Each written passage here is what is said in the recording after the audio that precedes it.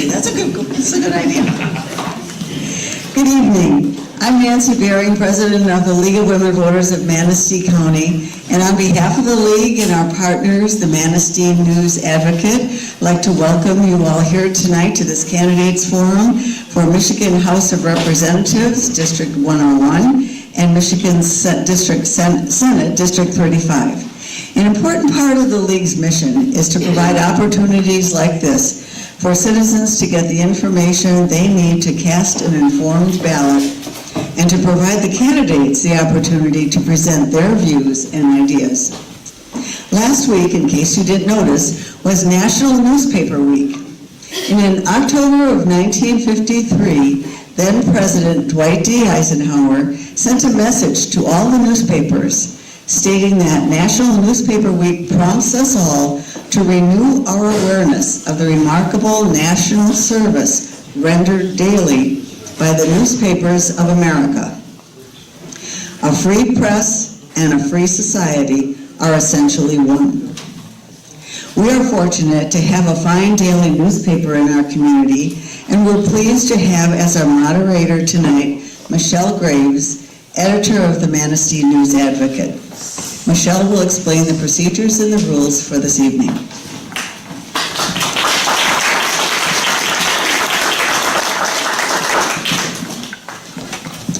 Thank you. Along with the League of Women Voters, the Manistee News Advocate believes in the importance of educating voters. It's not enough to just go out and vote. Residents must know the candidates and issues they are voting for. That's why events such as this are so important. In addition, the League has their Voter 411 guides in print online at vote411.org, and in the coming weeks, the News Advocate will be publishing candidate questionnaires for contested races as well, which will also be online at manisteenews.com. We encourage everyone to seek out these materials before Election Day in order to make informed decisions. For each race this evening, we will begin with 2-minute opening statements, and we will begin alphabetically. Then the candidates will have up to 2 minutes each to answer questions which have been prepared by the League. This will be followed by questions from the audience.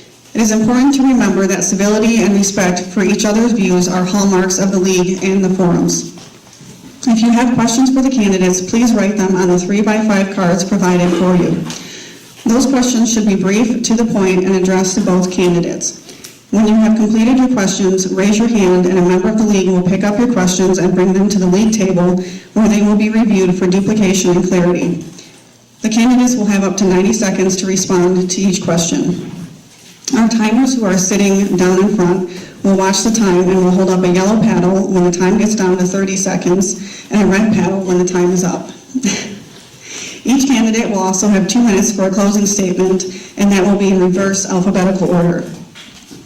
Please remember to turn off all cell phones. We ask that you refrain from applause until the end of each session when we will thank the participants together. Our first participants this evening are the candidates for Michigan House of Representatives, District 101, Kathy Wiejeska, Democrat, and Jack O'Malley, Republican.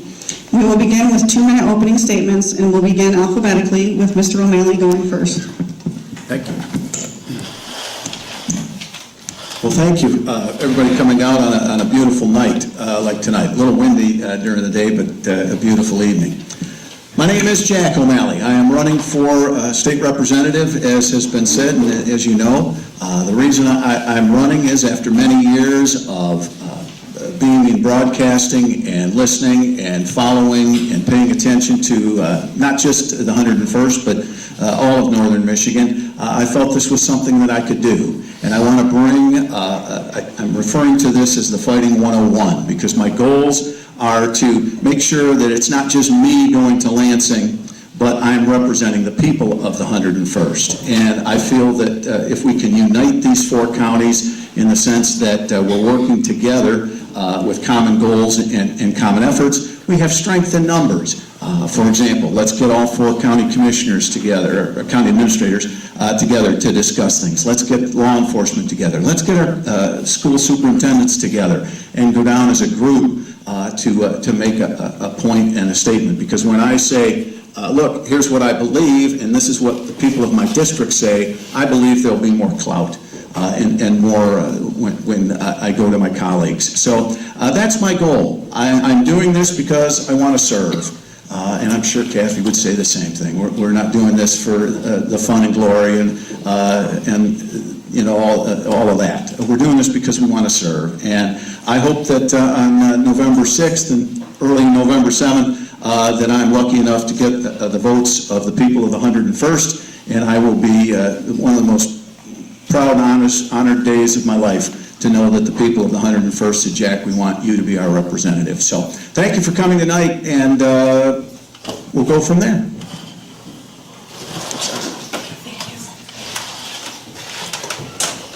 Hello, everyone. My name is Kathy Wojcicka, and I want to thank the League for hosting this. And I'm glad that everyone is here tonight. And so I'm a nurse. Probably most of you know that already. I've been a nurse for 39 years, and I want to serve this district like I've served my patients for 39 years. I have spent that time as a pediatric OB nurse, a special ed school nurse for a good number of years, and I currently teach for Ferris State University in the nursing department. So I've been a nurse my entire life. What that has done for me is giving me an eye for the needs of the people. And so people have always come first in my life. I've put myself second. And that's what most nurses have done.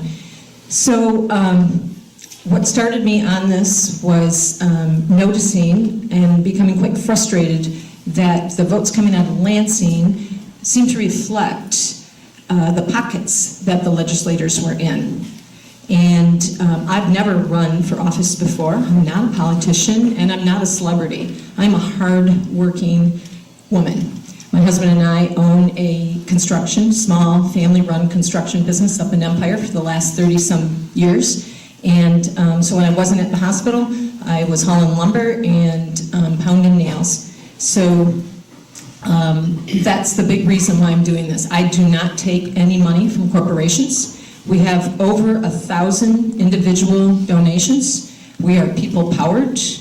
Unlike my opponent, he has quite a bit of corporate donations. And so my vote is not bought. My vote reflects what this district needs. And thank you. The first topic tonight is on the economy. Michigan's economy over the past decade has been very unstable. What does the state need to do to create focused economic growth? What are your thoughts about where we need to expend state resources? What would you advocate? And we will start with Ms. Wojcicka. Improving the economy first requires that we improve the infrastructure. We know we lost Amazon because of our infrastructure wasn't good enough for them. Our internet, high-speed internet, our roads. We don't have the training of our people here. So there's a lot that needs to be done in this state. We've had, the legislature's been under control for the last 8 years. And in many ways, we are further behind. And so the economy, small business is a big portion of most people's employment in this state. So we need to beef up our what we do for small businesses. We can provide services for them out of Lansing and fund programs for new entrepreneurs, and that would improve the economy. We also know that attracting young people is very important, especially in this beautiful district that is all along the coast of Lake Michigan. This could be a perfect draw for young people, but high-speed internet and affordable housing are not available in many, many areas. In the whole state, 37% of the areas do not have high-speed internet, and that's a very large concern. So we need to improve the areas so young people can, or any people, would want to come here. We know that especially nowadays, people look at the location before they even look at what job they're going to do there. I know some people that are doing that in Ann Arbor right now. They're looking at Ann Arbor to try to decide if that's where they want to go to, and they don't even have a job there. And research shows that has been the case for a lot of people. Thank you.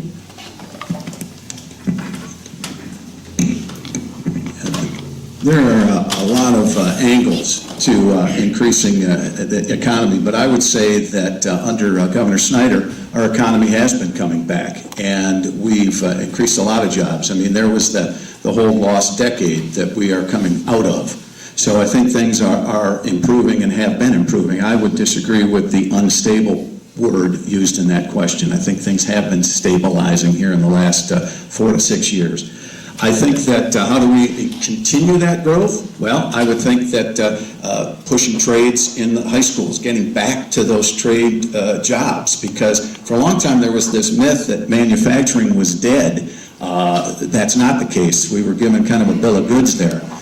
But trades are important, and we need to make sure that there is a trained workforce that is able to do it.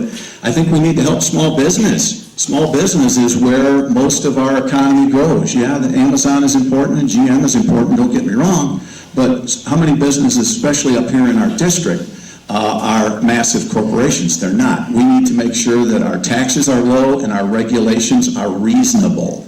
You didn't hear me say no regulations, but our regulations are reasonable, because that's what attracts corporations and smaller business. Not only are we looking for good schools, obviously, and all of that stuff, but where can I go and make a living that isn't going to tax me or drive regulations that kill me? So I think those are important things. And I think that, again, our education, our schools, our housing, that is very important. And here in northern Michigan, I think that as your legislator, I would work with our local communities, our local counties, our local townships, to make sure that their zoning and their rules are conducive to bringing those small businesses here. And that's another reason why I say, let's look at this as 4 counties as one, because maybe something that happens in one county can affect, in a good way, a positive way, another county that right on the border. So I think there's a lot of talk and a lot of work together that will make things better. Our next topic is the roads. Because of the lack of funding resources at the state level and local level, our main roads and county roads have been in a state of deterioration for a number of years. What suggestions do you have for how to address this issue, and how would initiatives be funded? And we'll start with Mr. O'Malley. That's why I kept the microphone. Roads. Again, there was that lost decade, 10 years where we didn't put any money into the roads, and of course they deteriorated. PA 51, Public Act 51, is how roads are paid for. And what we need to do on funding is get every available dollar into PA 51. PA 51 is very important because of the wording that keeps dollars coming to northern Michigan roads because of it's a mile per mile, not by traffic flowed. If PA 51 were to get altered in any way, shape, or form, we would lose funding for our roads. So we want to make sure as much funding as we can is directed to PA 51, and we are able to take care of things. Now here is the simple fact. I attended a Northern Michigan County Road Commission legislative meeting, and I have been endorsed by the County Road Association. Here's the good news. What they said at that meeting was that they were at 100% capacity on fixing roads at this time. The only thing that would make it better would be if they had more crews that were able to continue to fix roads. Problem was, we do have a problem with our trades.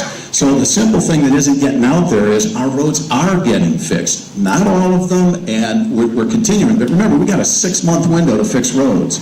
And so that does slow things down. But what you're not hearing is that the roads are being fixed. These county road commissioners said, don't take this wrong, it's not that we don't want more money, but if you gave us more money right now, we couldn't fix roads any faster than we are right now. So that's, I think, a big part of this that you don't hear is the roads are being fixed. Maybe not as fast as we'd like, especially when we hit that pothole.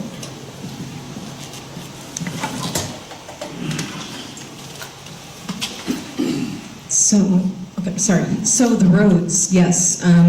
Michigan has some of the highest road taxes in the nation, and those taxes tend not to go to the roads. They go to other things. So if we would take all of the road taxes and apply it to the roads, we wouldn't have a problem. If you go across to Ohio, those roads are looking very, very good compared to Michigan's. And so we need to make sure that we appropriate the funds where the funds belong instead of putting them in other places in the budget. And then our roads, it's quite simple. You want better roads, the money needs to go towards the roads. And the products that we're using to fix those roads. You know, sometimes we go with the cheapest product and it's not the best for what needs to be done. And we also need to look at the contractors that we're hiring. Are we hiring the cheapest? And so we're not getting the best, the best service or the best trained people that know how to fix the roads and do it properly. So sometimes you get what you pay for.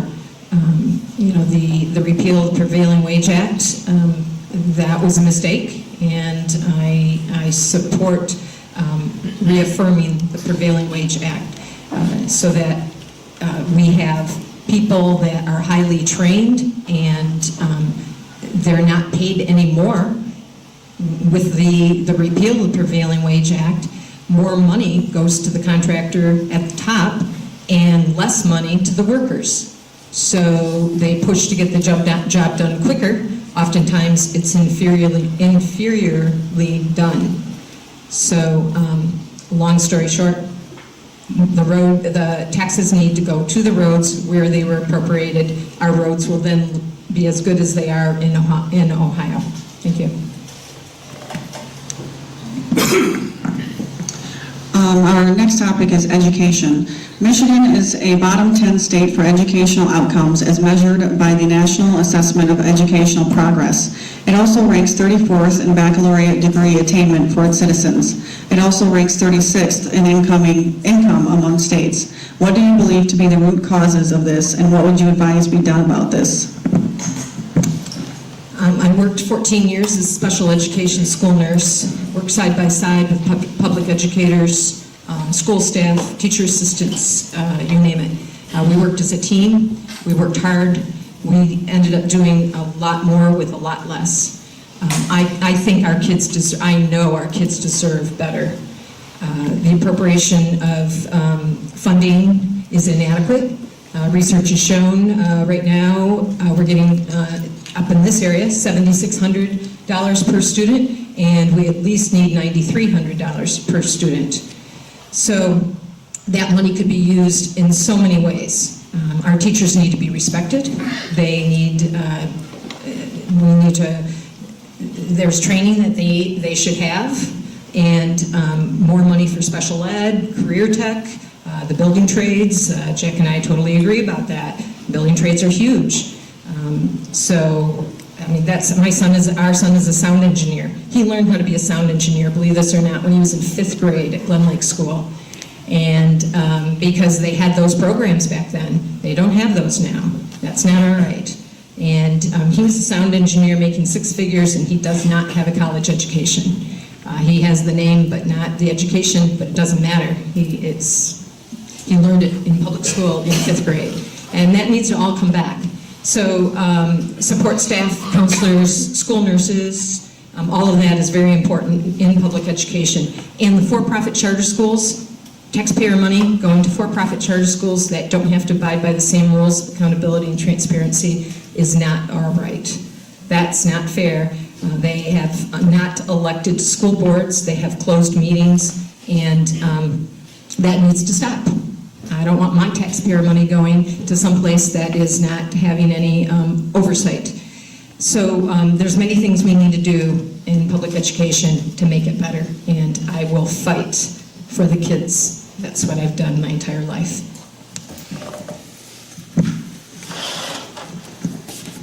Well, when it comes to education, this is something I've done a lot of studying on. I've talked to a lot of people. Just today I was chatting with a group that supports early child development. And I think that Number one, I think our funding system is pretty screwed up when it comes to schools. I don't know exactly what we can do as one representative, but I do think there is something that needs to be done. Now, on the positive, because I like to look at the positive side of things, the House in Lansing has been supplying the schools with a 2X funding. That means those schools that have been getting lower per pupil have been getting twice the amount that another district might have that has higher per pupil. So is it perfect? No, but it's a way to help. And in the last several years, we've put more money into per pupil than in the last previous years combined. So I think the funding system is not perfect, but at least there has been addressed. I've talked to superintendents and said, what do we do? How do we fix this? And I said, the way I think we need to do it is we need to put the people that are in charge in a room with a whiteboard and say, you don't get any pizza until you come up with an answer. You know, it's my idea, but I don't think law enforcement would probably like that. But the point is, I think that we need to look at how things are done, and the school superintendents that I've talked to agree with me. Too much is coming out of Lansing. Too much bureaucratic nonsense is coming out of Lansing. Let's return things to our local school boards, our local teachers, and our local parents. Yes, there needs to be some oversight, but let each individual region decide what it needs to do with that money and where it needs to be sent, so these kids, and what needs to be taught in those areas. Less standardized testing. Too much time is spent on standardized testing and the teaching on how to take those things. Let's get those teachers back to teaching the basics, reading, writing, arithmetic, and whatever else the locals think they need to do. We are now going to move on to audience questions. And the first one is, do you feel that the current level of funding for early childhood programs is enough? And what would you change? And we'll start with Mr. O'Malley. No. And I think that, I've told some people, the folks that are a little bit older, maybe with kids that are long out of school, they don't quite understand early child development. And things have changed a lot in the decades. And I think that we need to appropriate more monies exactly where. See, this is the other problem is, all these good ideas take funding. So where's this money going to come from? I don't know exactly. But I do know that our child care issue, just daycare from that standpoint, is a very important issue, and that wraps into those early childhood years where we need to have certified and trained people who can help and can educate these kids. The problem that we also have there is lots of regulations. And again, don't hear me wrong. I'm not saying we don't need some regulations, but especially in the child care world, regulations are hampering, tightening things up there. So yes, I am all behind early child development. It's a different era and a different world, and we've got to make sure those kids are ready to go, because so much of what we learn is in those early years. So how exactly it's going to look, time will tell, but I think we need more focus on that, again, from the local levels as opposed to necessarily from Lansing.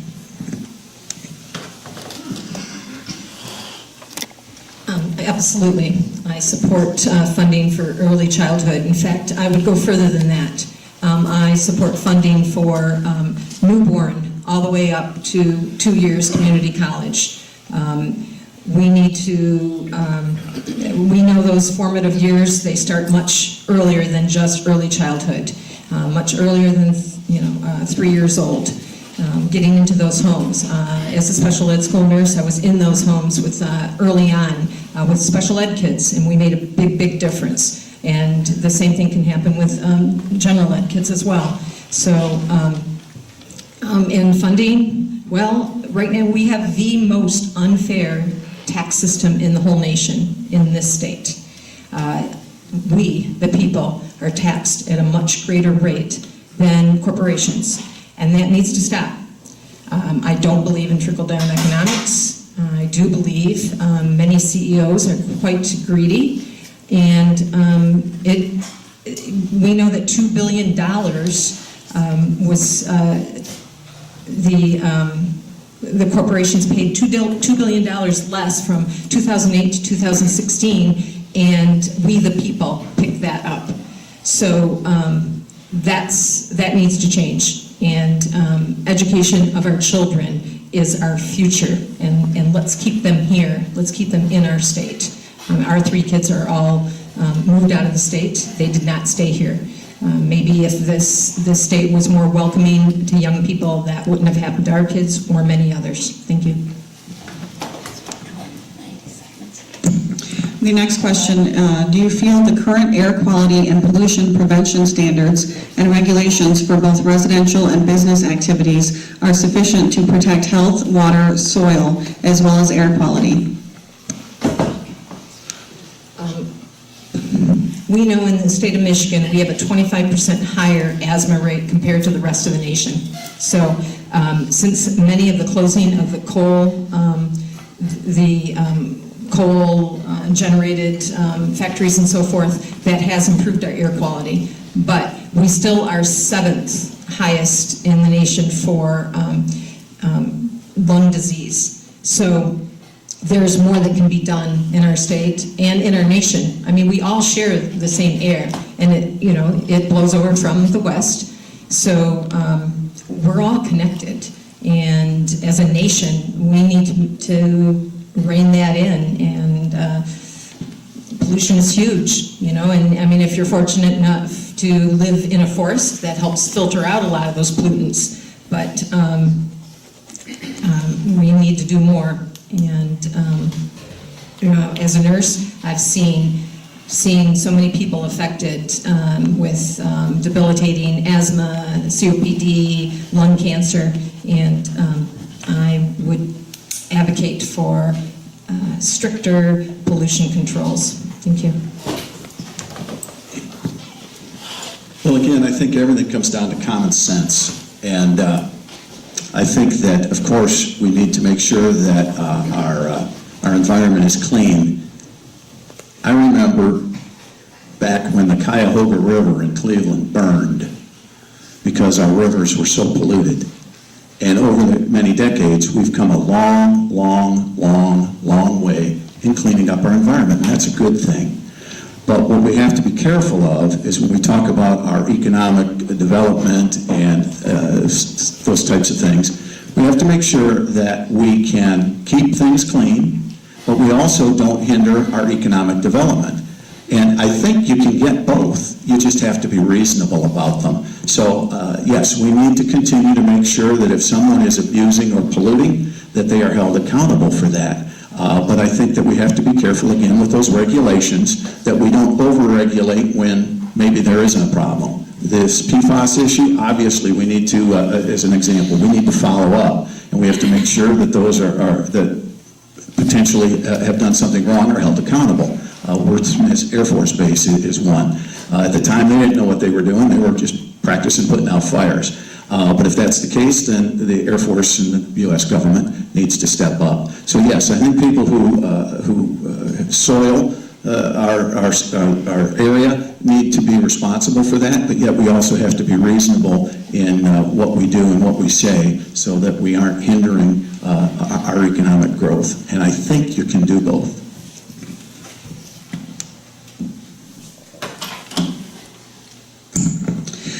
The next question is, our Children's Protective Services Division through the Michigan Department of Health and Human Services is currently under a lot of scrutiny. What do you think needs to be changed, and how will you work to change it? Yeah, that's, what I've seen and heard about that is we ask those folks in Child Protective Services and the foster care world to do a lot. And I think in many ways that they're dealing in tough situations. And I feel for them on one hand because it's tough. But again, we are asking them to be in charge and take care of our precious kids, and kids that are already maybe in a tough spot. So I hope and pray that as we move forward and that the scrutiny is there and that the oversight is there, and that if someone has done something negligently, that they are held accountable. So yes, I think that that's something that needs to be checked. But again, even though somebody in this situation is innocent until proven guilty, we've got to find out what happened, make sure all the facts are in before we pass judgment.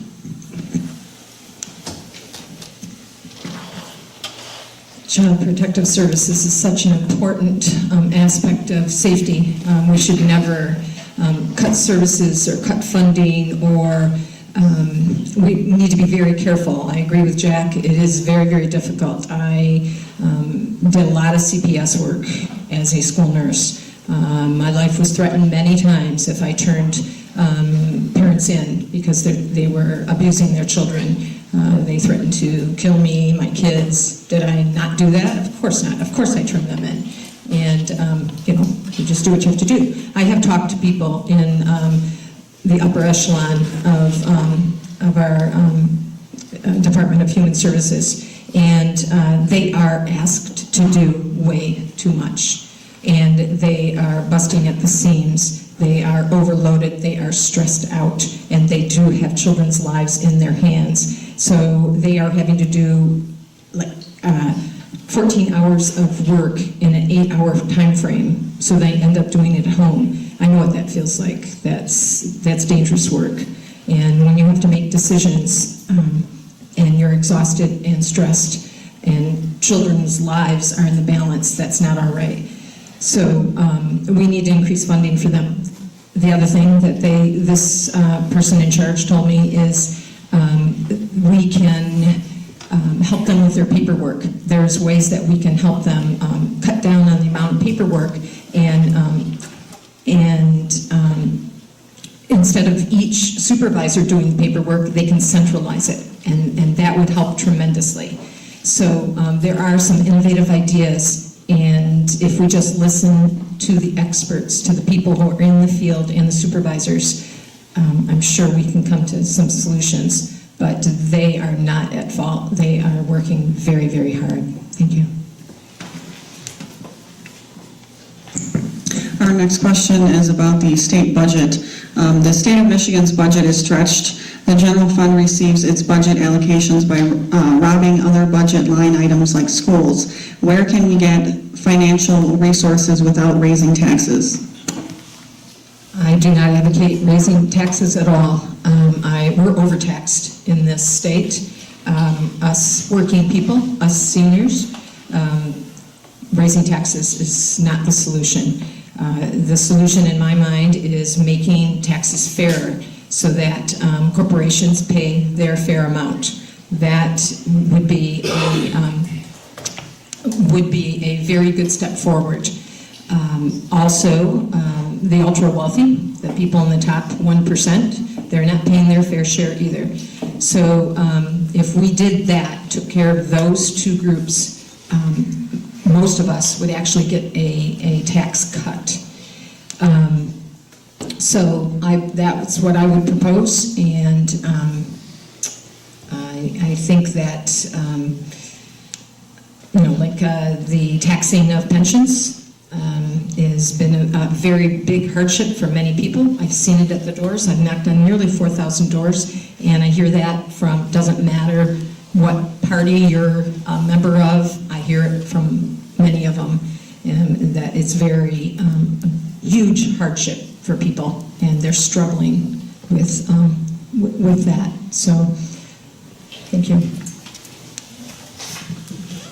Well, I know of one guy in the room that bought lottery tickets tonight for $660 million, and he's hoping to be part of that 1%. Problem is, as a state legislator, you have hard choices. There's only so much money that comes in, and I am not in favor of raising taxes. I want to cut them.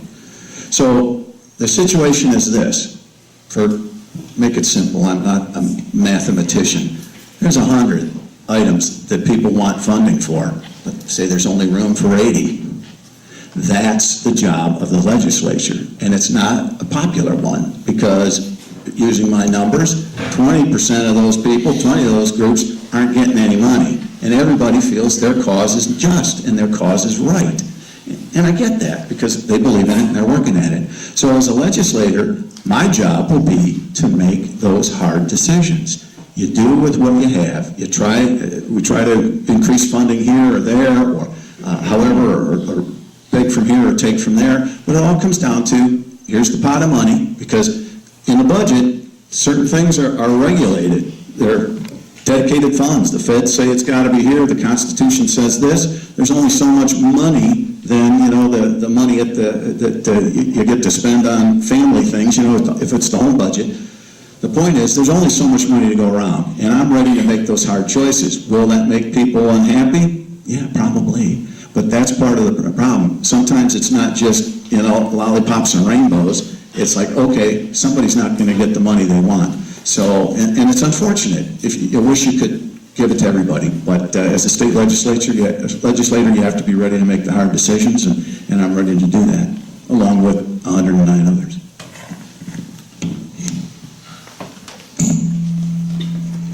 The next question is, what are your views regarding negative campaign ads? My first. I don't like them. I do not endorse them. You'll never see Jack O'Malley for state representative. My stuff is positive and it's about me. The misconception that's out there that people aren't understanding is there is a law that says people do not have any say in what a third party does. It's unfortunate, but that's the way it is. The Supreme Court of the United States has upheld it. So hopefully someday it'll all be gone, but right now it's there, and it is what it is. But there's nothing we as individual candidates can do to stop it, because if you look around the state, it's everywhere. I saw a spot the other day where Gretchen Whitmer is saying that Mr. Schuette is against pre-existing conditions. Well, I stood and listened to Mr. Schuette say that he is for pre-existing conditions. Well, what do you do? So, unfortunately, until things change, it's the way things are, and it's out there. I don't like it.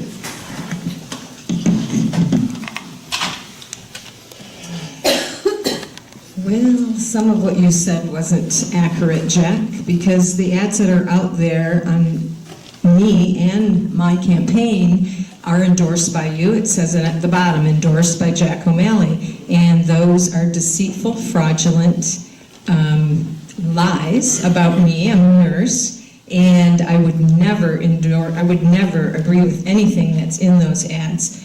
I think most of the doors that I'm at, people understand that they're lies. And I've had quite a few people at the doors tell me, I'm voting for you because of that. Because our campaign is not doing any of that. I agree with Jack, if some third party puts something out there, they can't use my name or my face without my permission. I will not give my permission for anything that is defamatory against you. That's me. I'm ethical and I'm honest and I have integrity. That's the kind of legislator I will be. I work with everybody. I don't just work for people who vote for me. I work for everybody. When I was a nurse, when I was delivering, I still am a nurse, but when I was a nurse in the hospital, when I was delivering babies, I never said, excuse me, I'm going to help you deliver this baby, but first, are you a Democrat or Republican? Never did. Now, a lot of people laugh. Yes, funny. But in the real world, that's how I am. That's how nurses are. This isn't just the Kathy show. This is an opportunity for us all to work together and problem solve, critically think, and unify. Condoleezza Rice, one of my favorite articles, they quoted her saying in Time magazine a few months ago was, it's about time that Americans stop fighting each other and work together for the common good, for opportunity for all. That's what my dad fought on the front lines in World War II, France and Germany, for us all to work together, not fight against each other and spread lies. That's what I'm about. Thank you. Climate change is the next topic. What is your position on climate change, and what sources do you rely on for information about climate change?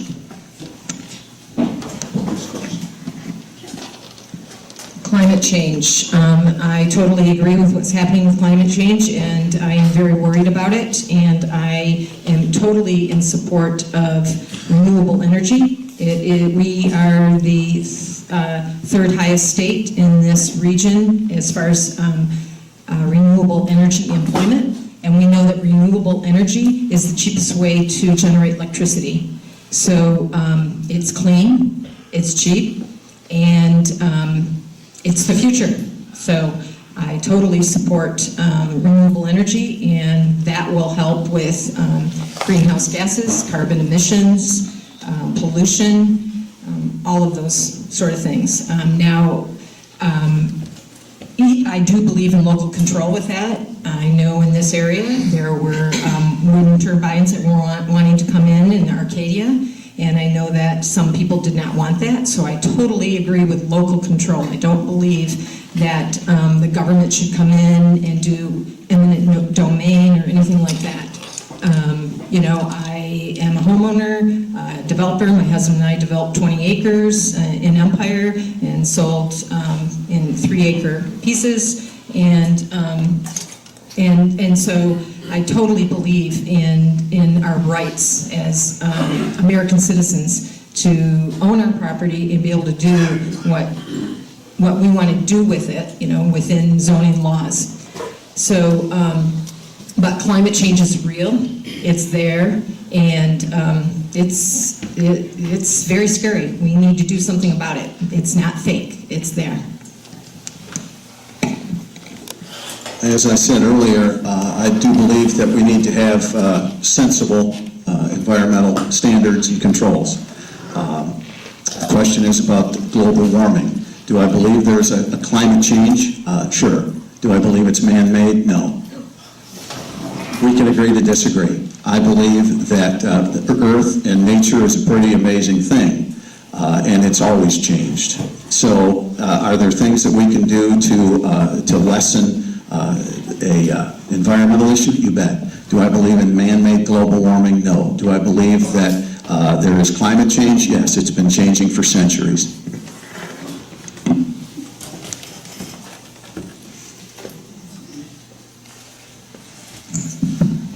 The next question is, do you support the taxation of pensions? I first. No, we need to end that ASAP. And I've already mentioned that. I totally agree. We need to end the taxing of pensions. I've heard it at the doors. I know people that moved out of this state because of that. Her and her husband were both retired teachers, and they save over $300 a month not living in Michigan. We're losing people. We're losing our residents because of it. So it needs to stop.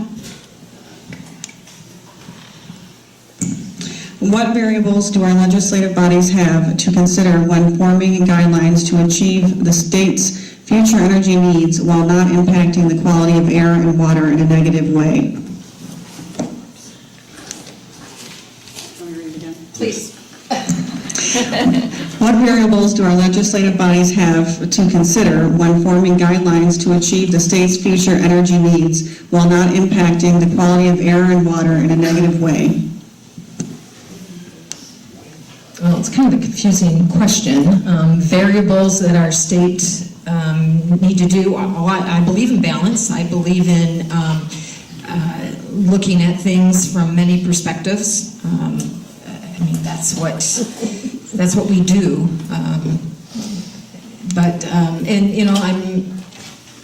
I am a person who enjoys intellectually challenging subjects, and so that would be one of them.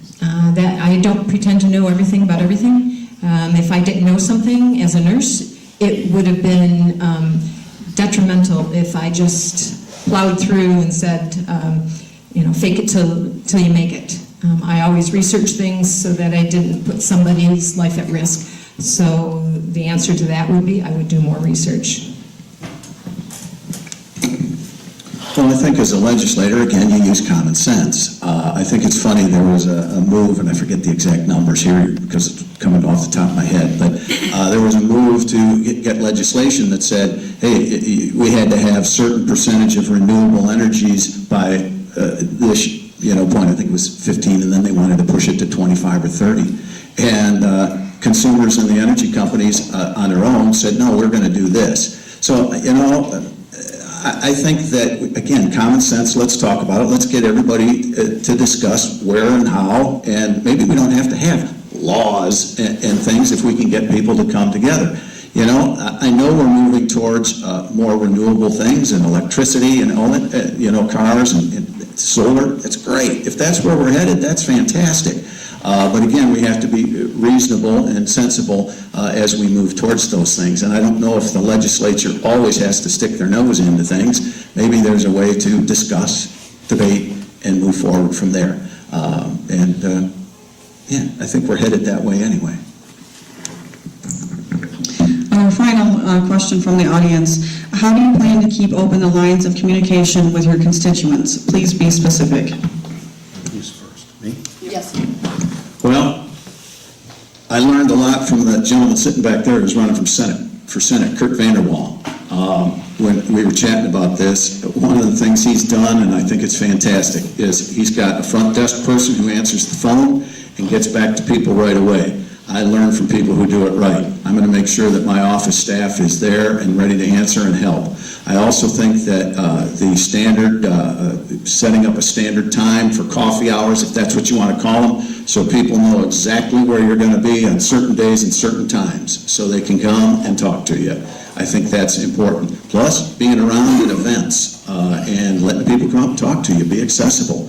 That's because that's the other part of this that I think is important is people, I say, look, I'm going to vote my conscience, and then I'm going to be able to come back and explain to you why I voted. I want to talk to people. I want people to come up. I want to listen to people. I want to hear from people because I represent everybody. And, so I think the coffee hours are a great idea, making sure your office staff, when it gets a phone call, replies and does their best. Sometimes the answer that the constituent gets isn't what they want, but it's the straight truth. So I'm going to be very accessible. I'm going to make sure that I think I'm just going to copy Kurt's coffee hours because everybody knows what those are. And why change things? I can slide in. So those are my plans, and I think I've learned from a good one. My plan, if I am elected, would be to knock doors the entire time I'm in office. Not just during an election year, but all the time. And not just those doors that are high Dem score, any door. I'll just go into neighborhoods and start knocking doors and taking notes. How am I doing? What do you want me to do different? I will be going to county commission meetings on a regular basis, and the city councils. We've gone to several of them, my husband Kent and I, and I'll be doing that on a regular basis. So lots of meetings, lots of connections, of course events. I'll give them my phone number. I'm used to being called in the middle of the night. I was on call many times, had to get up at 3 in the morning and go see patients. So it won't be any different than what I've done for 39 years. That's who I am, that's what I do. I'm a very accountable, responsible person. Coming down here from Empire, it's been a joy, actually, for Ken and I. And so Ken will say, whoop, we're going on vacation to Ludington today.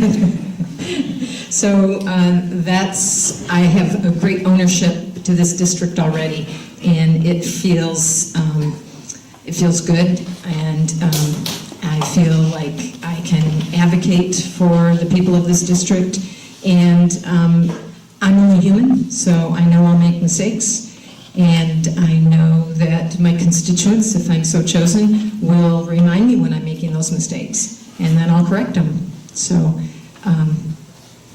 yeah, that's it. Thanks. And now we're going to move on to the closing statements, and Mrs. Wojcicka, if you would like to go first, please. Sure. So, well, we talked about so much, I don't know if I have too much to say in closing statement. Well, a vote for me is a vote for the people, and I've said that already, but that's the way. I've been on this trail since January, been knocking doors. I knocked doors in a foot of snow back in March or April, whenever that was, and here it's snowing already. We were out yesterday, Dory and I, and it was snowing, and a beautiful journey. I've met wonderful, wonderful people on this trail, and it doesn't matter what letter's behind anyone's name. And I've been at the door when people have told me, I voted for President Trump, and I say, so? That's great. Let's have a conversation, and we do. And we agree on so many things. Is it the issues? No. We agree on shared values. We agree on responsibility, accountability, hard work, trust. And they say, you know, I can trust you. You're a nurse. You've been caring for people all your life. That's right. You have my vote. So I'm not bragging. That's not what I'm doing. What I'm trying to say is I truly believe that I can represent this district and unify it, build relationships like Condoleezza Rice spoke about, and get away from partisanship, and get away from hollering and blaming and yelling. I'm tired of the divisiveness, and I've been at those parades when people have come up to me and shouted at me. I've been bullied all my life. I've been bullied by doctors and superintendents. It doesn't scare me. So when this big guy stands there and is hollering at me, I tell him this needs to stop. And then I tell him why and how I feel about it. And by the time I'm done, several times these big guys lower their head down and say, yes ma'am, yes ma'am. So that's what I'm about. That's what I'll do if I am so chosen. But one last thing, this is not a World Series game like my opponent speaks about. This is important stuff. People have cried on my shoulder at the doors. People are suffering, and it's about health care, and it's about high-cost prescriptions. Sorry.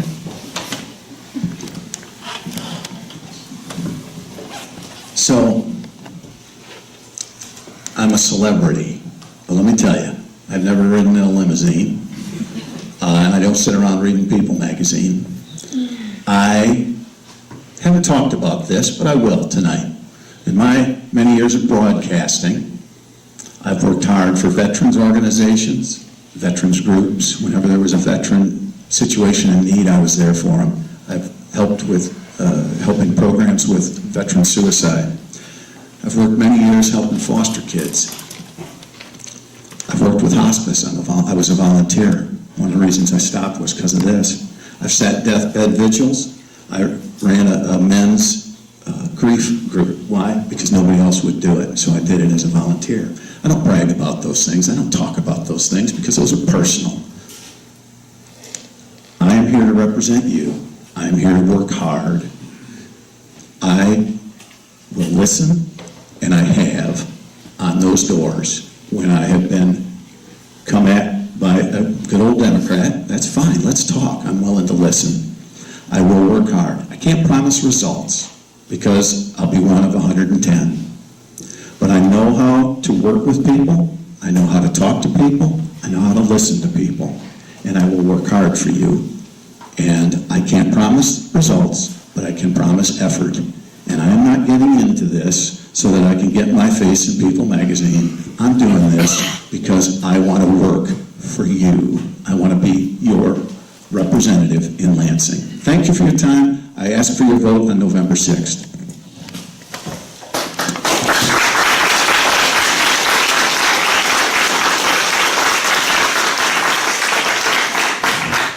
Are you dismissed? Yes, thank you both for being here tonight. You bet. See you next week. About 90 seconds.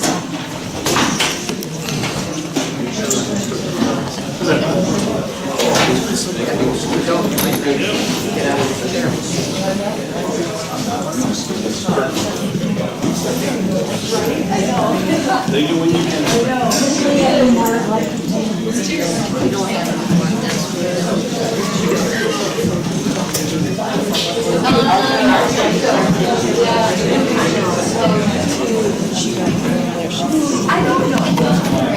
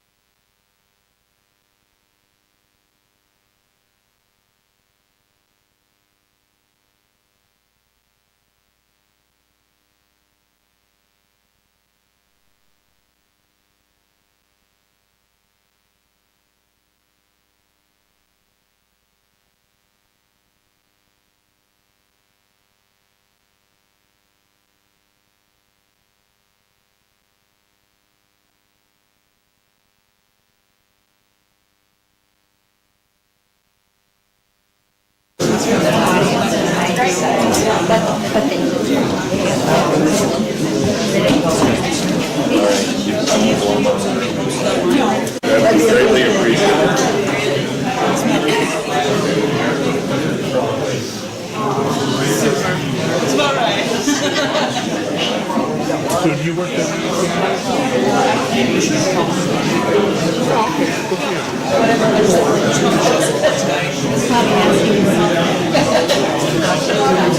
Yeah, okay, I saw you when I was there.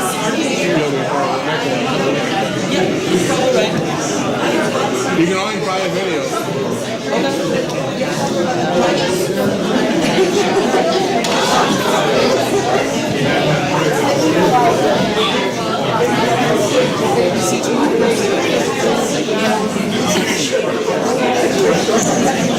Okay, if you can start making your way to your seats, we'll get on to the candidates for Michigan Senate.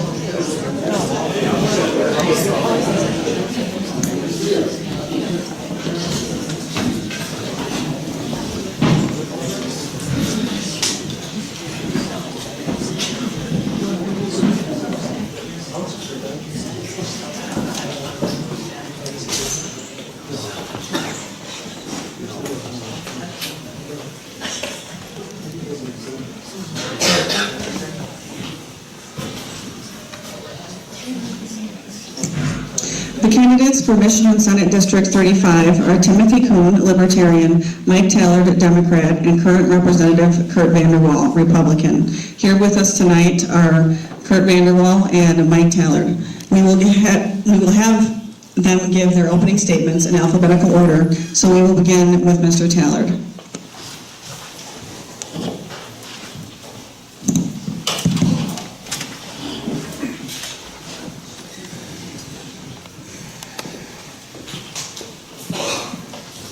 Hi, my name is Mike Tallard. I'm running for State Senate in the 35th District of Michigan. And big question is, why? Why would anybody want to do that to themselves? Well, the truth is, I've been behind the scenes for a long time. I'm an economic consultant, so I've always been the one doing the research, collecting the data, providing the reports, yada, yada, yada, yada, yada. And when it comes to Michigan in particular, I have a special interest in making sure things go correctly. I'm raising 4 children here. They all go to public school.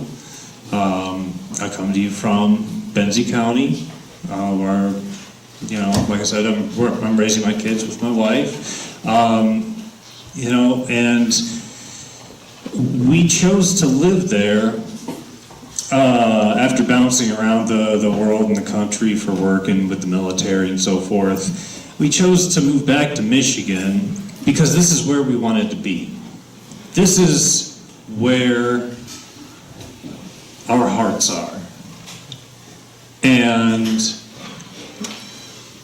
the errors that are going on, the nonsense that's going on, that permeates our nation is exaggerated in this state. We're at the bottom of the list for so many things. We've been heading in the wrong direction for so many things, and quite frankly, I'm just sick and tired of it. I'm sick and tired of all the bickering, the fighting, the nonsense. It's time for evidence-based policy, and that's what I offer.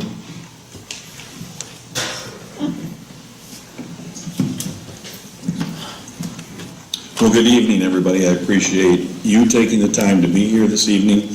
Thank you for the League for putting this event on, and of course the Manistee News Advocate for helping us stay in line and on task. But a little bit about myself. I am Kurt Vanderwall. I am the current state representative. I am running for the 35th Senate District.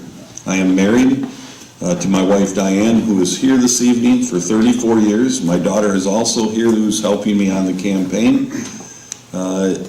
It's an honor to have currently served as your state representative, and I would like to carry that on in the 35th Senate District through the 12 counties that we would represent. I have 3 major agenda items that I would like to continue to work on, and we've struggled on one of them greatly, and that's auto no-fault insurance. As everybody knows in this room, the state of Michigan is the highest of all 50. I mean, we can look at that And you say, how has that become? But we've allowed it to become that way, and we need to work on it, and there are ways to get it done. We failed to get it done this year, unfortunately. We fell a few votes short, but we will continue to go back at it, and I do believe there's an opportunity to get that done, and I want to have that opportunity. Again, infrastructure, we've talked about that a little bit already tonight, but infrastructure is a major part, and infrastructure just isn't our roads. It's our high-speed internet. It's making sure that our businesses can compete and move to northern Michigan. So I want to continue to work on that. Education, and my education policy, if anybody takes time to grab one of these tonight, you will see that I believe education starts from birth to graduation. Inside that is proper daycare, early childhood development, reinstituting the trades into our public school system, and making sure our kids get an opportunity.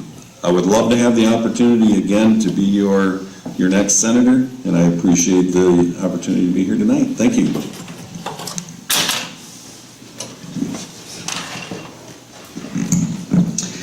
Our first question is on the economy. Michigan's economy over the past decade has been very unstable. What does the state need to do to create focused economic growth? What are your thoughts about where we need to expend state resources? What would you advocate? And we'll begin with Mr. Vanderwall.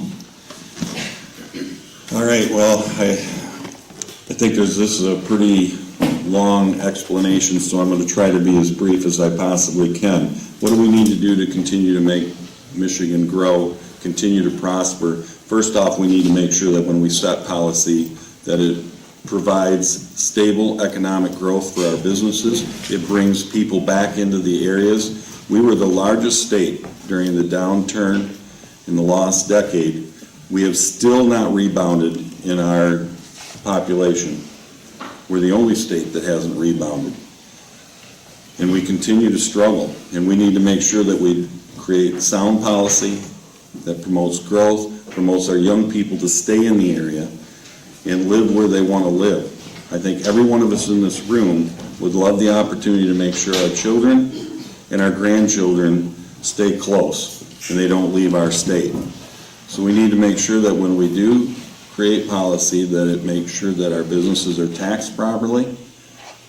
We also make sure that our citizens are taxed properly, that they remain here, stay here, and want to stay. So that's my answer.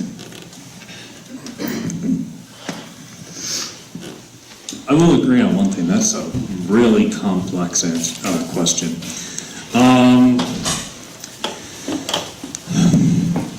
The short answer, as best as I can make it short, is that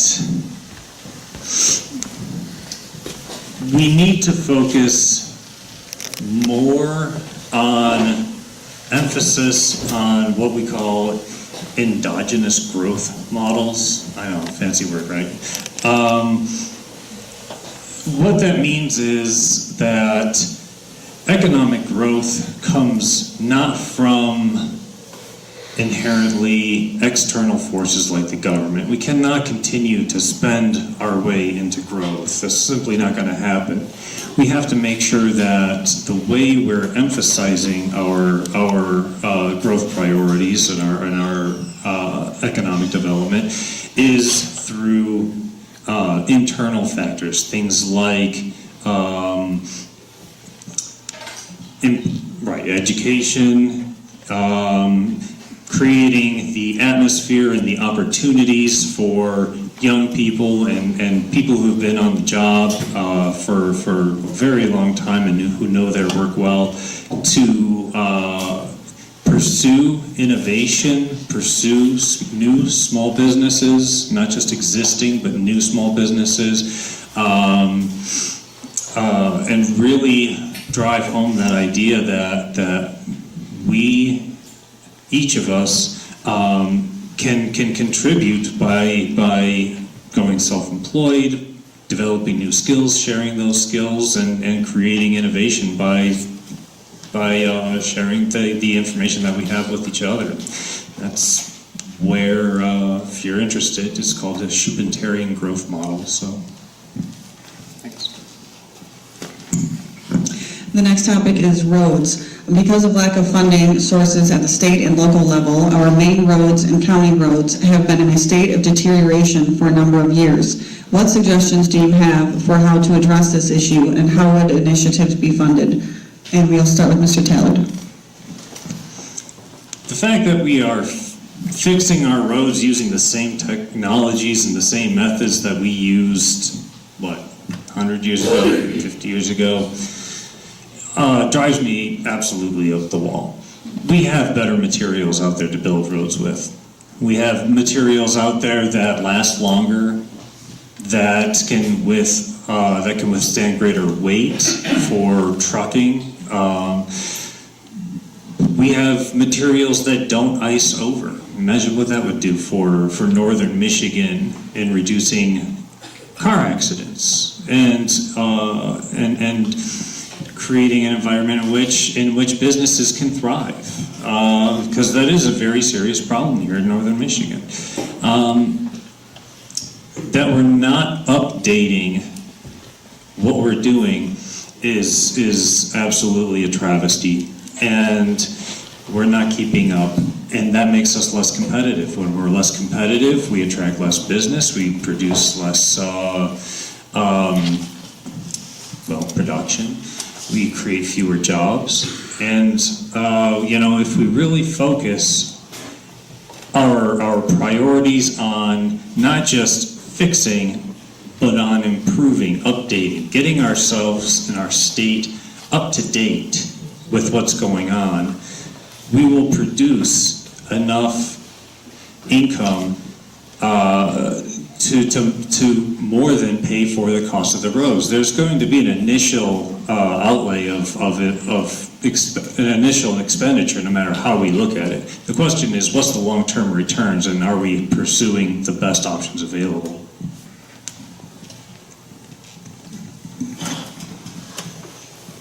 Roads continue to be a topic. They're a topic at the doors, along with auto insurance. But let's get to the root of where we're at. We put more money in roads in the past 2 years than we put in previously over 15. And we continue to, next year we budgeted well over $1 million of extra road funding. It'll be almost $900,000 that will come into Manistee County. But let's talk about where we're at. How do we get that? PA 51, Public Act 51, is a very integral part. And I've heard some people talk about, let's change that. Remember, right now, Public Act 51 treats northern Michigan very fairly.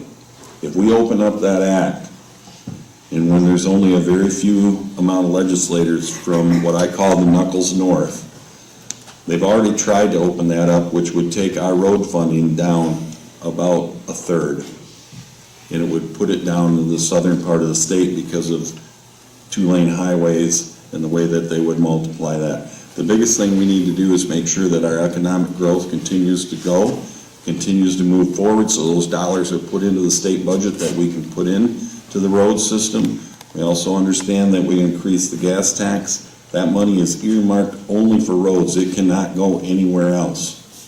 That's what we've done. This year, we had a budget surplus because we had fantastic growth. We put an extra $170 million above and beyond what we budgeted into the roads.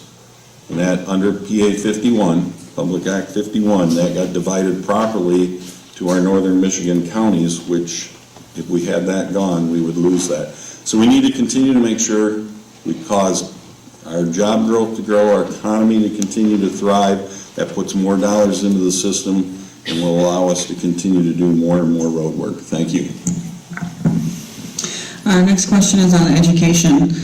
Michigan is a bottom 10 state for educational outcomes as measured by the National Assessment of Educational Progress. It also ranks 34th in baccalaureate degree attainment for its citizens. It also ranks 36th in income among states. What do you believe to be the root causes of this, and what would you advise be done about this? And we'll start with Mr. Vanderwall. Thank you. I think our education system right now needs to be completely revamped. Right now, we have very little control locally. We're being chased by the dollar from the federal government. But let's get to, if we want to go to upper education, not every child needs to go to a 4-year university, which is really a 5-year university now. But those that do choose to go to a 5-year university, I'm going to say 5-year, we need to make sure that they can attain that and it's financial viable. If we look, we're one of our federal government, when we do student loans, 6.9% on a student loan.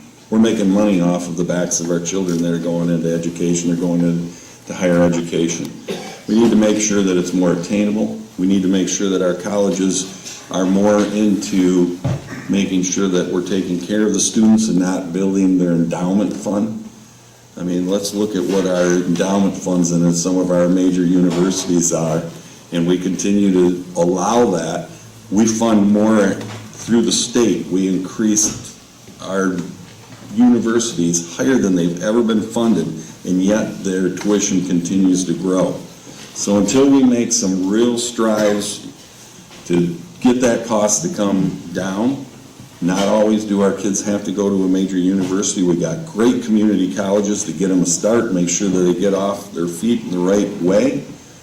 Let's get them acclimated to college. Not everyone's mature enough to head off to Michigan University right out of high school. So we got to give them those opportunities. We got to make sure the costs are right. We got to make sure that we're not charging them interest levels. I mean, let's look at what our student loan debt is.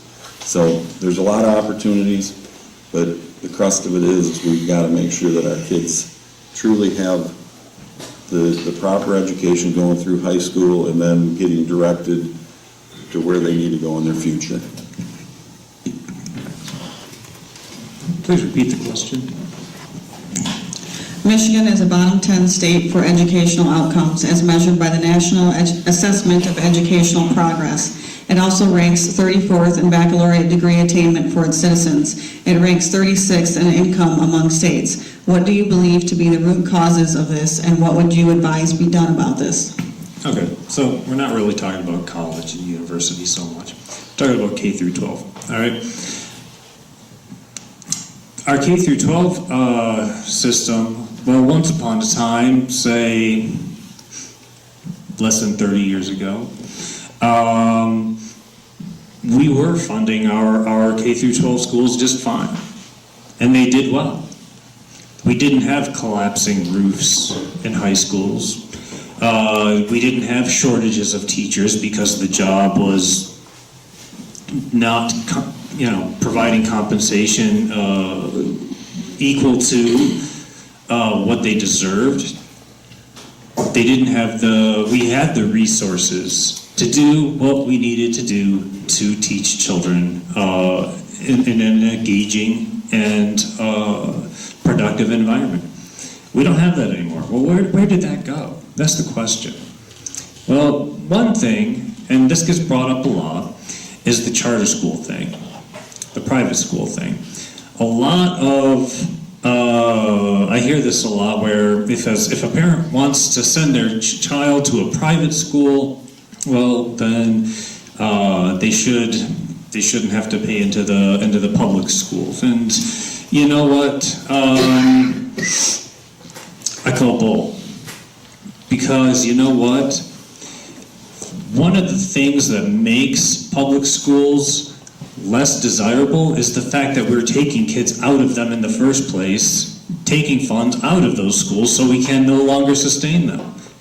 Second thing, and I only have a few seconds here, so I'll try to hit on it quick, but is we had a chunk of change that was supposed to be a one-time deal, right? It was K through 12, and then it was supposed to be a one-time deal where we pushed it up to higher education for things like grants, loans, and so forth, so kids could go to college. And that one-time deal under Snyder just kept getting extended more and more and more and more and more. And so we have this huge chunk of change that we can use to fund the corrections that need to be made. And if you want to know about those corrections, you can ask me afterwards. We will now move on to the audience questions. And the first one is, please explain your stand on line 5 and the tunnel and possible shutdown before tunnel construction. We'll start with Mr. Taylor. Enbridge just lied to us from the start. Bottom line. When it comes to their the safety clauses in their contract, they have lied to us from the start. Specifically what I'm referring to is the anchors that are supposed to mount it to the bottom of the lake. They were supposed to be distributed equidistance at so many feet. I don't remember off the top of my head, but X number of feet. They promised us that they did that, but they didn't, and now it's pulling up out of the seabed. So that's not a good thing. Since then, we've had issues with corrosion, with anchors, with a lot of different things. And we're talking about a $6 billion error that can occur. You think Enbridge is going to pay that? They're not even bonded. They're not insured and bonded for that kind of damage. We're going to pay that if something goes wrong. I ain't got $6 billion. Anybody else? No, I didn't think so. All right, so they've lied to us from the beginning. We have no reason to believe that they're going to tell us the truth in the future about the real risks inherent in their operations. So I say we give them a 6-month notice and shut it down. Evict them.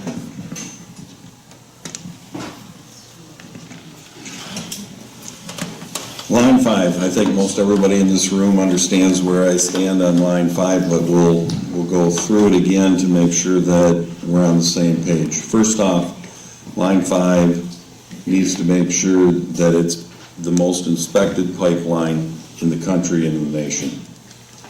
And it currently is being there. There are a lot of issues that have been rectified.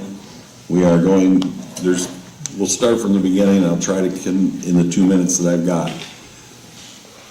The issue that happened in Kalamazoo is completely different than that could potentially happen up north.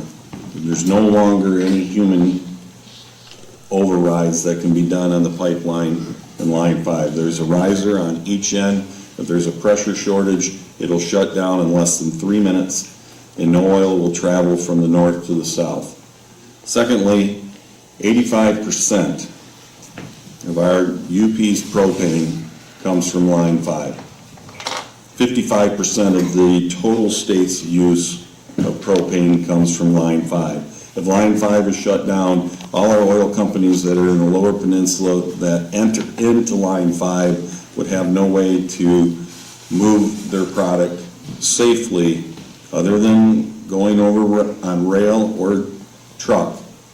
The next part, if we take it, there's only 3 options we got. We either go to rail, we truck it, or it's going to be in a boat.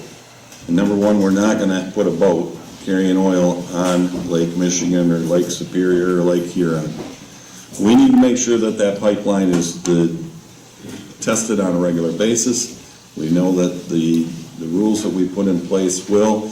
Do I feel that the tunnel is the right option? I do believe that it is a very viable option. We also can take a lot of our utilities and pipe it through that tunnel. It can be visually inspected. It also, right now, the UP is the highest energy cost there is for electricity. It would give us an opportunity to bring that. So I don't advocate for shutting down line 5, but I do make sure that it is inspected and kept open to make Michigan strong. Our next question is on farming. Michigan's small dairy farms are going out of business. Would you advocate to keep the family farms going, and how? Boy, how do we advocate to keep family farms? I would love to. I will tell you the small farmer continues to struggle, and there's several reasons why right now. If they don't have large herds, and when I say large herds, at least 100 or greater, it is very, very tough on them because of the cost of doing business today. The milk prices are the cheapest they've ever been. Right now, under our current trade situation, we cannot trade our milk product to Canada. They won't allow that to come in. The federal government is working very hard to make sure that we open that up. It looks like it is going to open back up to Canada. This will help our small farmer. But as larger farmers come, they produce more milk. The businesses that buy milk, I don't necessarily want to go down that road to pick up a small amount. So it makes it tougher. And let's face it, our commodity prices for corn, soybeans, wheat are at all-time lows. And this also puts pressure on our small farmers. So we need to make sure that we work with them to make sure that their product can be fairly sold throughout the country. We need to have processing plants in the state of Michigan that we can make more cheese, more yogurt, more things like that than sending it across the line down into Ohio. If we don't have our infrastructure and proper processing plants, it's going to be a struggle, unfortunately, for our farmer, and we will do everything we possibly can here in the state to help them succeed and help them stay in business so their family can stay on the farm.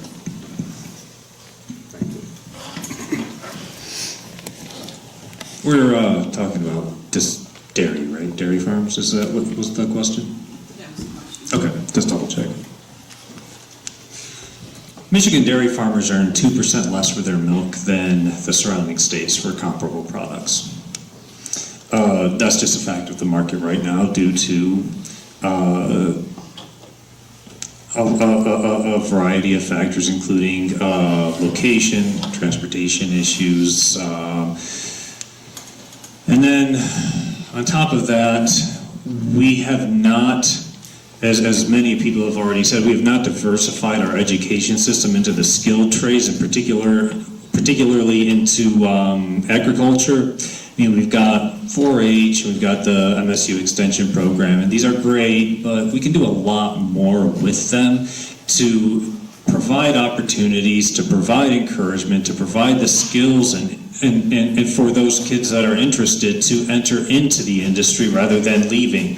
We have an aging population, and there's nobody sticking around to take over the family farm when it's time. Well, we create opportunities, we create skills, and we focus on opening up or reopening up production facilities right here in Michigan that'll create those jobs that we so desperately need in some of these dairy-heavy counties, because right now we don't have it. We don't have the people to do it, we don't have the facilities to do it, so we're shipping it to Wisconsin, Minnesota. That increases the price of production, and we're already making 2% less, so we can't compete with the surrounding states. That's the problem. We can't compete in the market right now, but that can be resolved. We just need to focus on the market forces that are at play and resolve them. The next question is on healthcare. Do you support a publicly funded healthcare system such as Medicare for all?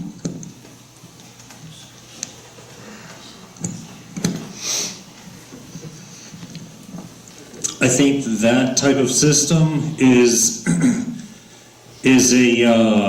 a great step in the right direction. I think we can do more with it, and with a little bit of automation and database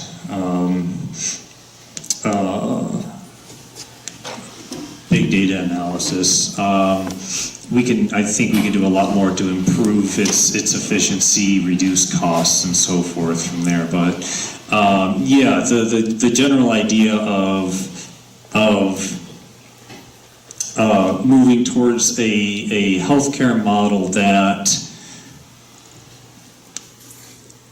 includes all residents of Michigan and cuts out private insurance companies will reduce total healthcare spending by give or take 30%, give or take 3-4%, somewhere in there. So we are talking about a free market opportunity in which people can go choose their own providers, choose their own specialists if it comes to that.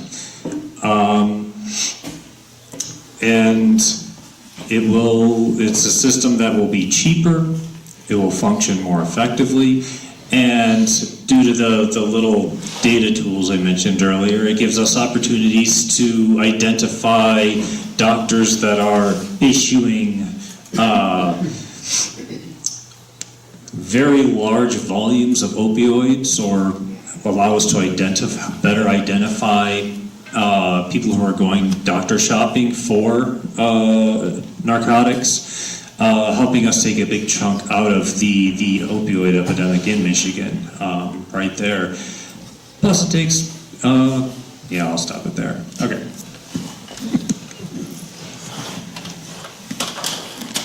I guess the easiest way to answer that is no. I don't feel we can go to single-payer healthcare as a state. We've already attempted to do state-run Medicare, and we had to turn it over to the private industry because we couldn't financially manage it, and it escalated out of cost. I don't know how you do it in the system without raising taxes to each and every one of us, and I will tell you, just about everybody in this room, I think, if I said, are you sick of paying as many taxes as you are, would raise your hand. So at this point in time, we are not prepared for that. I don't see a way that we can remedy the cost of what it would be to each individual and to our taxpayers, and I think it would harm the state, so no. The next question is, styrofoam recycling is a big problem. What would you do to promote styrofoam recycling?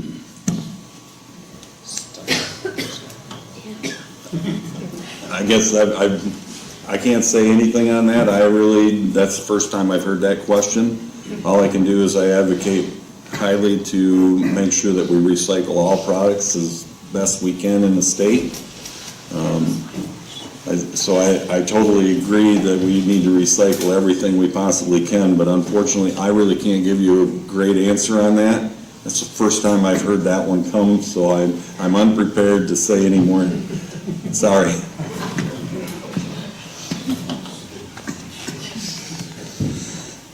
Styrofoam recycling comes down to the materials that we are making the styrofoam out of. Way back in the day, I say way back in the day, right? Styrofoam was made out of a polyethylene plastic material that didn't decompose. Now, you'll excuse me if my chemistry jargon is not quite right. So it's been a long time since I've taken a chemistry class. But anyways, it was a type of plastic, and it didn't break down. Now, these days we have more options. A lot of styrofoam,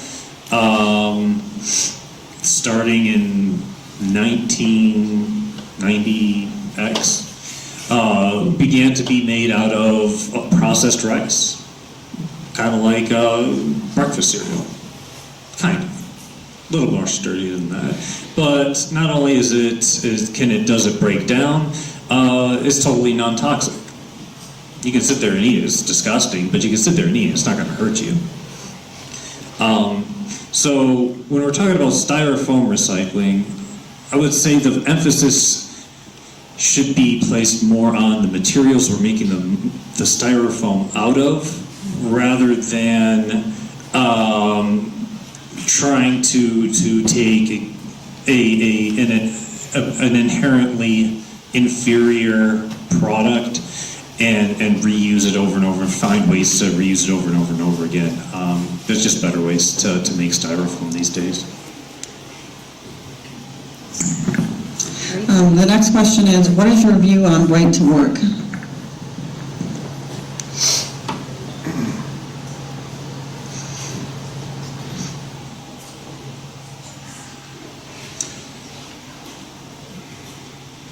It's simple, really. If you use a service, you pay for it. If you benefit from a service that's provided to you, pay for it. Now, I'm sitting here saying that, getting the benefit of the media and all your attention, absolutely for free, just for showing up. So, you know, but the right to work is proven time and time again to be a terrible policy. You know, the states that implement it, including Michigan, have seen reduced wages, increased socioeconomic disparities,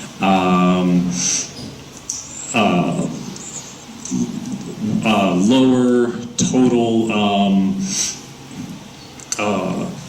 labor force participation rates. It doesn't work. And if you're going to be using a service, again, coming back to this, if you're going to be using a service that's provided to you by the unions, which are a vital part of a stable labor market, then yeah, absolutely. We are each obligated to pay for the benefits that we reap. Otherwise, why would any of us pay for our television service at all? If you get TV or internet, without this principle that you are obligated to pay for the services you receive, why would you pay for any of it? It doesn't work. It's unethical, and it doesn't function properly in our economy. Real quickly, right to work, since it's been passed in the state of Michigan, has been a great success, and here's what I will tell you. Working with the folks in Lansing, the unions, and I meet with them on a regular basis, they will say that they have built a better relationship with their employees. There are folks that are involved with their union has actually grown. They said that they had done a disservice in the past.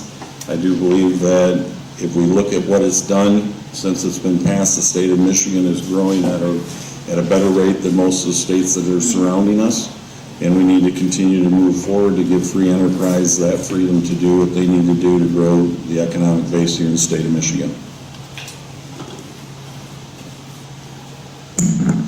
The next question is, what specifically can be done to improve reading proficiency in STEM, science, technology, engineering, and math scores to enhance the baccalaureate degree rate in Michigan? Again, it goes back to, and it starts with me, correct? Yes. Jumped in there. It goes back to what I advocated right in my opening statement. We need to start our education process earlier. We need to make sure that we give every opportunity to our students to excel. You know, currently in this situation that we have, you know, a very large social impact inside our school systems, which unfortunately causes some issues. And again, what way should we work in our school system? Why should we be dictated the same way or educate the same way here in Onekama as we do down in Detroit, Michigan, or Ann Arbor, or Benton Harbor? We need to make sure that our parents, our students, our educators are an integral part of that education process. And going back to the early childhood development, we know that that brain is a sponge during the 3 to 5 years old range, and we need to give better opportunities. Yeah, early childhood development is very important. My own kids went through it, and we were very happy with it. But if you want to look at how to improve STEM and reading and so forth, basically, if you want to improve academic performance for K through 12, you know, we don't have to reinvent the wheel. This research has already been done. There have been extensive studies done. The one I rely on most is the Harlem Children's Zone.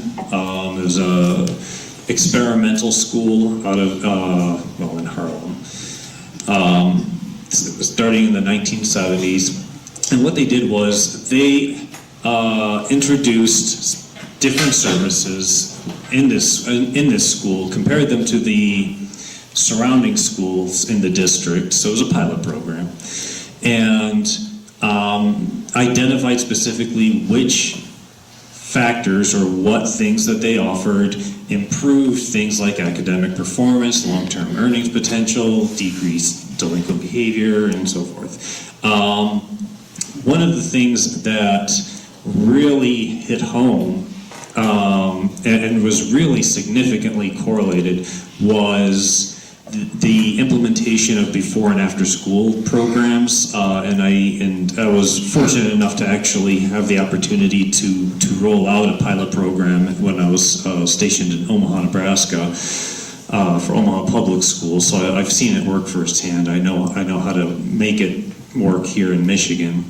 But basically, you give the kids a list of elective classes that they can take, topics that will engage them, and we are talking about stopping my answer, so.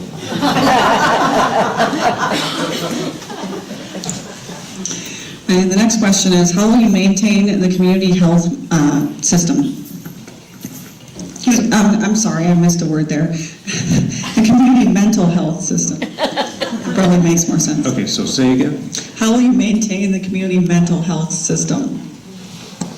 In northern Michigan especially, I don't think it's going to come to any surprise to anybody here that mental health and health in general, health services are insufficient. It is really hard to find proper mental health in northern Michigan, especially if you live in some of the more rural areas.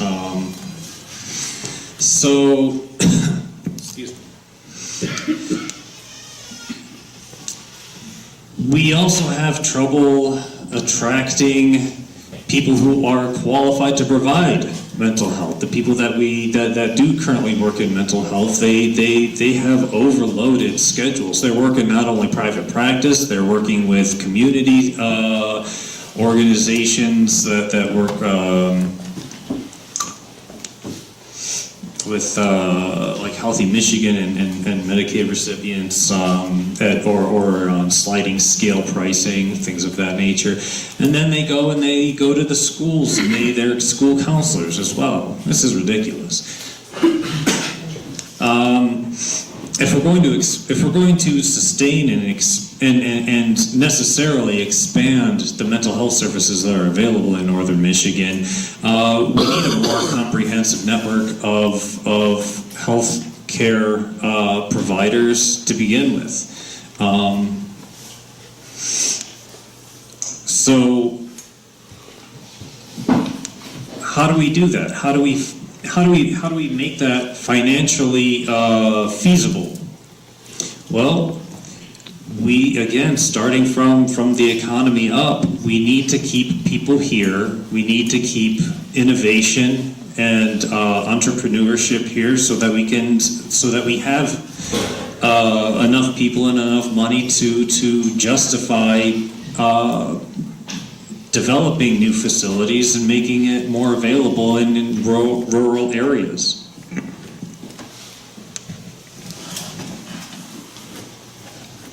This is very, very difficult. As you know, we put a task force together this year in the House to learn more about our deficiencies in mental health.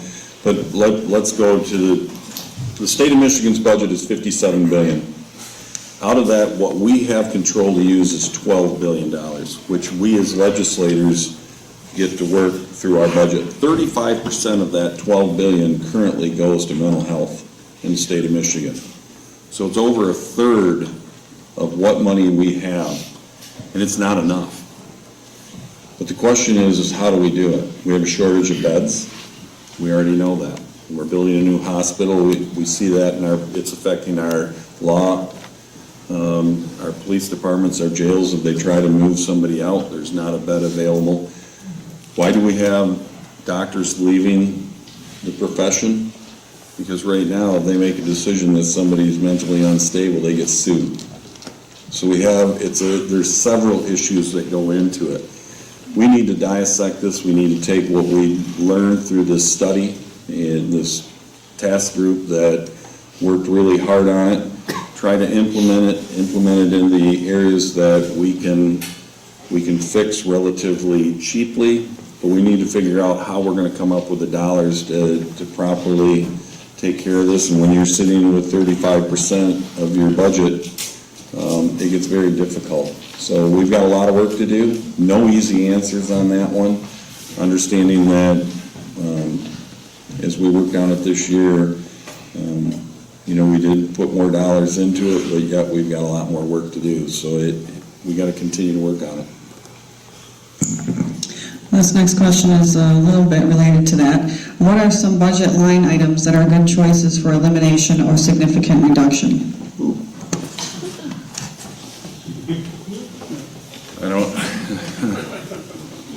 That's a great question. I really can't give you, I'll tell you what, we went through that budget this year to keep it as flat as we could. Anytime you make any reduction or you make any cut, as was explained earlier, you have a segment of the population that is very offended. And to just cut a program off, I think we'd have to go through it and see what we could eliminate. We've done a lot of elimination over the past 8 years to make our budget tighter, to make sure that we didn't have as much waste.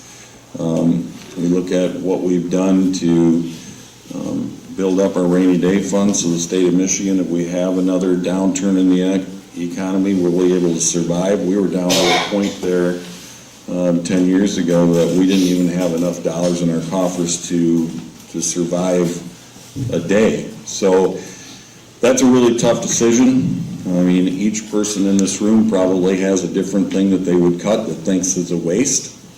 And we have to go in and see what the ultimate effects are when we come in and make that decision. What segment are we penalizing? What are we doing?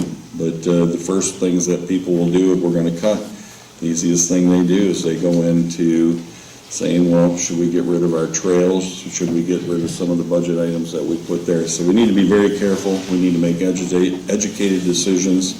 And I think we've done a pretty good job of reducing the fat in our budget currently.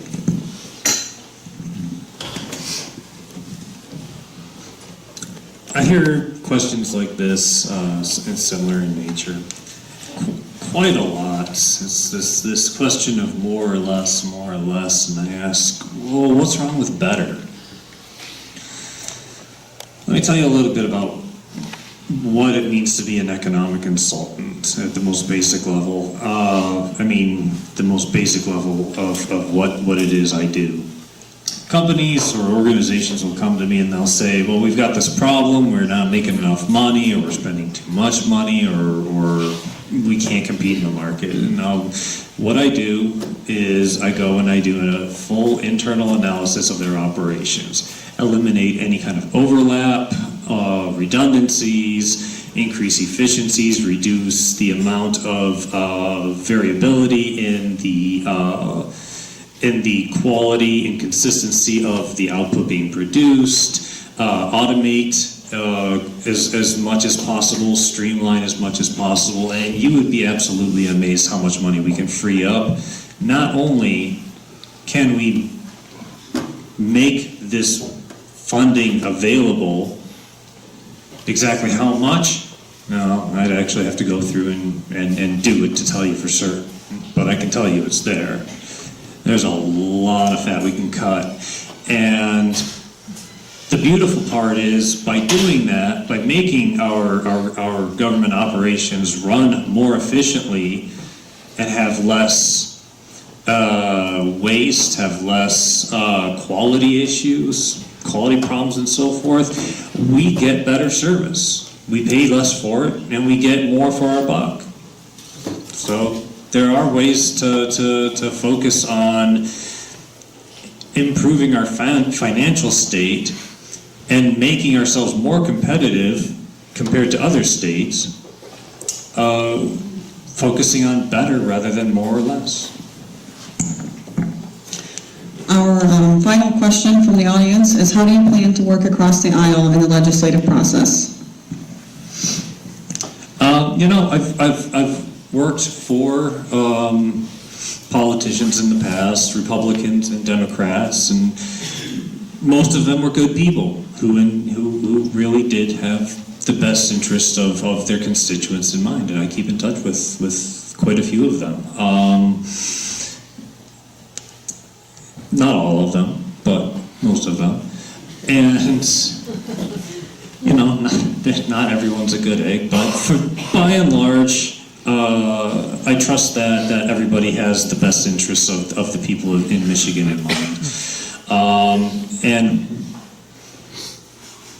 And when we acknowledge that, and I think in Michigan we don't have a lot of the same kind of intense friction we hear about in DC. It's a much more laid back atmosphere where we can talk without, you know, going after each other's throats, which I think is fantastic. But it comes down to the way I do things. I go out there, get my hands dirty, collect the data, do the analysis, and present the findings. Those findings, you know, people will either agree or disagree, and if they have disagree with the methodology that I used or the results of the findings, well, they're more than welcome to try and reproduce or disprove my results, and if they can't, well, that's the best option we have available to us. So we go back to our constituents, because at the end of the day, we're representatives. We want to make sure that even though the evidence shows that this is the best path forward, that you are all on board with it. If there's something that's maybe there's another option that was available that you'd prefer, then we can pursue that too. But it'll always be about the evidence.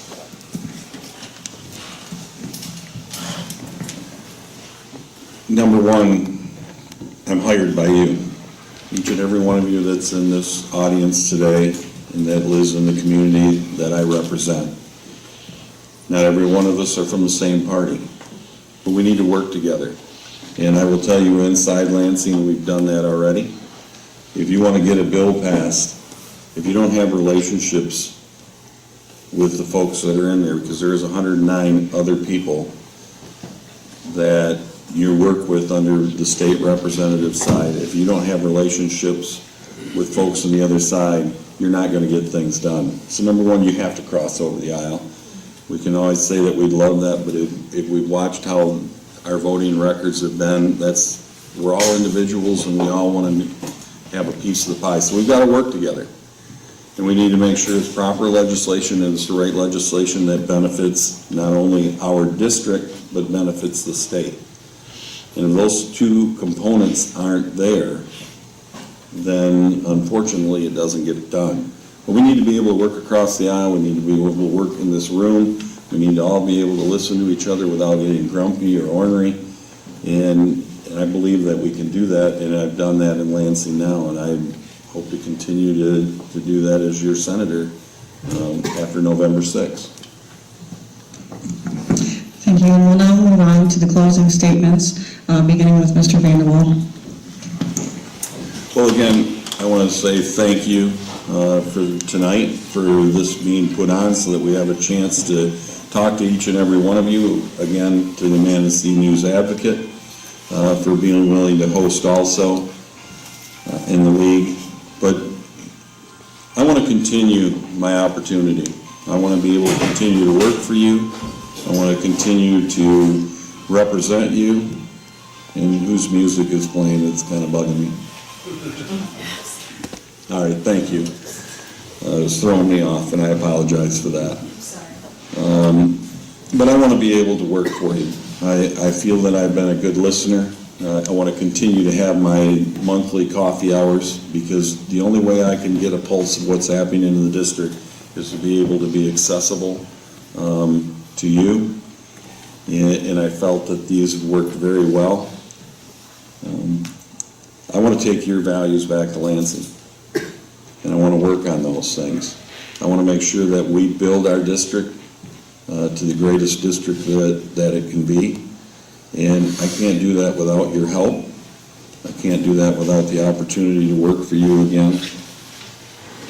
And I just want to say thank you again for the opportunity to be here this evening.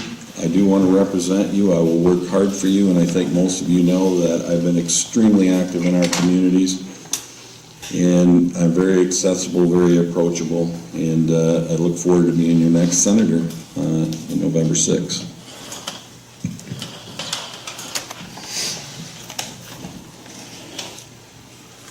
When we get down to brass tacks, we all want the same thing. We all want a roof over our heads. We all want food on the table. We all want health for ourselves, our families. We want to see happiness for our friends and families. We're all trying to strive to achieve the same basic human needs. The question you have to ask yourself is the old way of doing things accomplishing that? Have we been moving in the right direction over the past 2 years, 4 years, 10 years?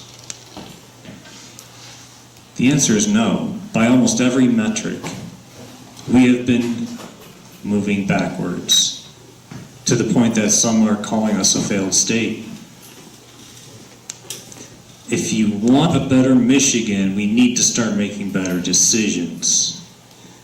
And the way we do that is by taking a new approach, one that emphasizes research and evidence, and above all, transparency. How can we possibly know what's going on in Lansing with this brick wall that prevents us from seeing how money is used, how decisions are used, how our representatives are doing? We are the least transparent state in the nation, and if we are going to know what's going on and make sure our representatives are doing what the evidence says is the best path forward, so that you can come knock on my door and tell me I'm doing a bad job or a good job, or just say, hey, then you need to be able to know what I'm doing. You need to have that access to call me an asshole if I'm being an asshole. And that is how, that's how it works. Thanks.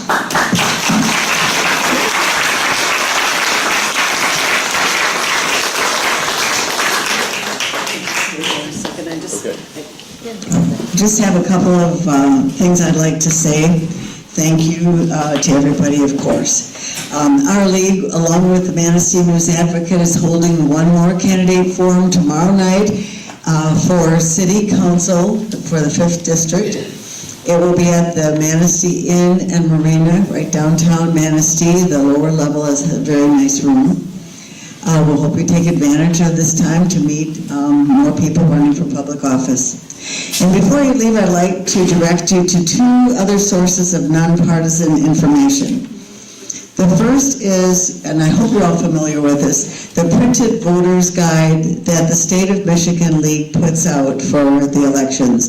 And it's got all this, a lot of voting information, general information in it, plus the candidates who are running for state office, from governor down to the boards of education. They're available tonight on your way out on the table over there. You'll also, especially for those who love using digital media, a wonderful resource for finding all the candidates and proposals that will be on your individual ballot in the League's digital resource called vote411.org. And I'll get a sample of the bookmark out. This is a bookmark, and it's also available on the table so that you remember how to get access to it. It has not only the state candidates and people running for office, but also every person who will be on your local ballot. And she's going to be embarrassed that I say this, but our local league member, Jan Sapak, who is here in the middle, we owe it all to her because she put this all together for us. She spent a lot of time and effort. All league meetings, I want to mention, are free and open to the public. We always invite all of you to join us and become directly involved in shaping the important issues to keep our community strong and our democracy viable. Membership is open to all men and women over the age of 16. The League of Women Voters and the Manistee News Advocate would like to thank the Village of Onekama for providing this venue, the candidates who gave their time tonight to help you understand the issues, and of course you, the audience, for taking time out of your schedules to come and become better informed. Thank you for coming.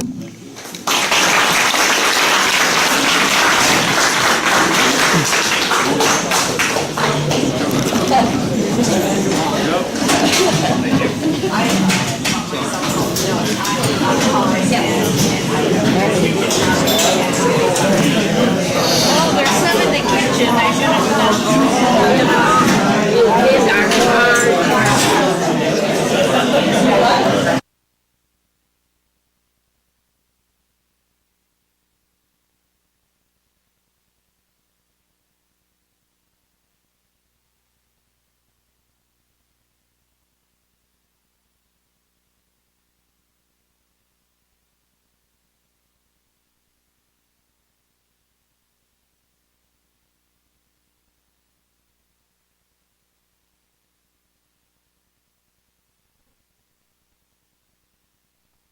Changes in their foreign policy. Well, I'm thinking without trashing our reputation. Maybe a diplomatic slap on the wrist does trash our reputation because it sets up a precedent.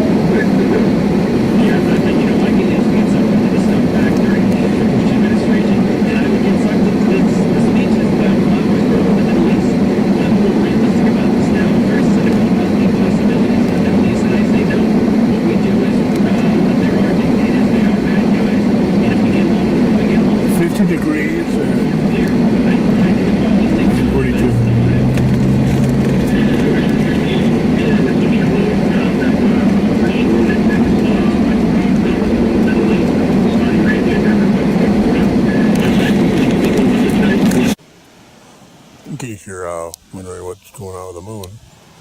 Oh, there it goes. About a half a moon. Space. Hey, a little camera here, close space.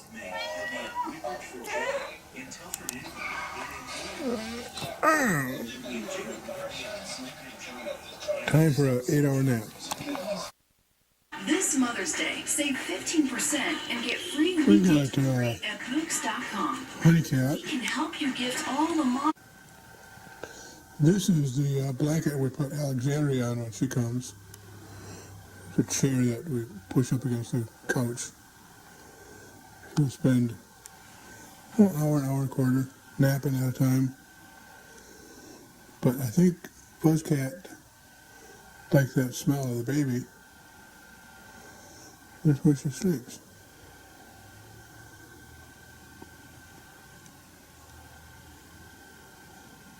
See her breathing? Oh, she's moving a little bit.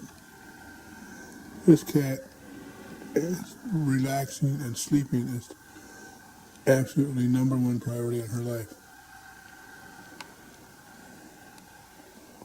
If we're gone, TV's off. That's when it's best. Nobody here to bother her.